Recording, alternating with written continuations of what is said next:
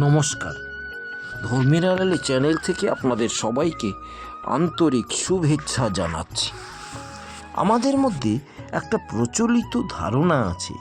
ধারণাটা হলো যে শ্রাদ্ধ বাড়ি অন্ন খেতে নেই। শ্রাদ্ধ বাড়ি অন্ন খেলে নাকি অনেক দোষ হয়, পাপ হয়। বেশ ভালো কথা।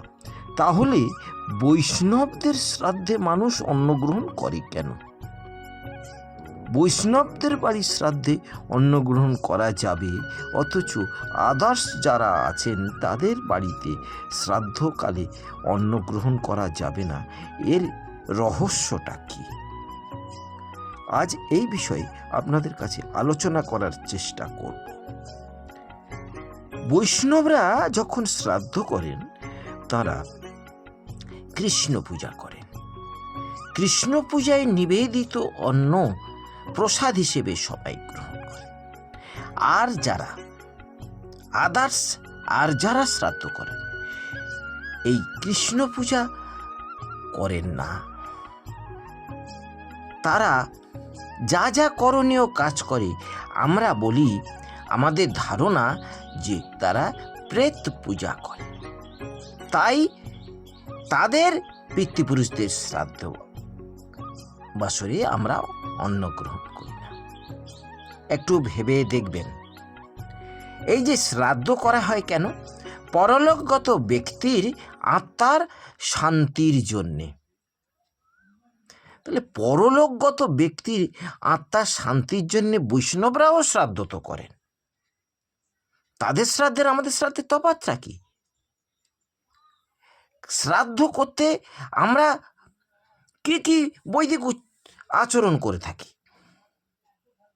শ্রাদ্ধটা আসলে কি, এই তত্ত্বটা যদি আমরা জানি তাহলে আমাদের এই বিষয়টা বুঝতে খুব সুবিধা হবে।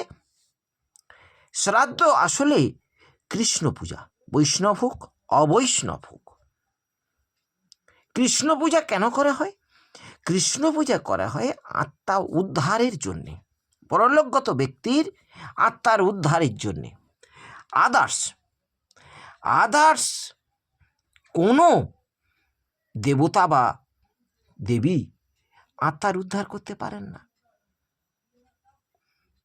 কিন্তু এখানে কথা হলো, আমরা এই শ্রাদ্ধ করতে এসে যদি হাঁস বলি, মাছ বলি দিই, তাহলে সেটা তো কৃষ্ণ পূজা হলো না। কৃষ্ণ পূজার বৃদ্ধি তো ওটা নয়।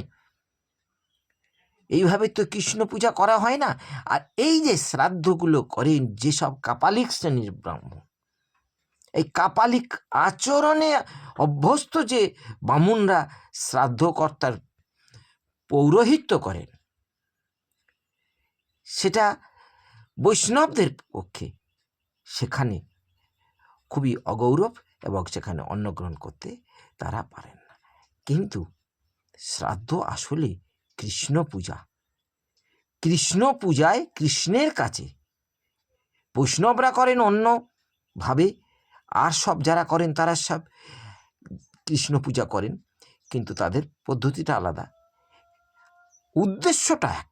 উদ্দেশ্যটা হলো কৃষ্ণ পূজা শুদ্ধভাবে, এবং যে কাপালিক শ্রেণীর ব্রাহ্মণ আছে তাদেরকে নিয়ে নয়।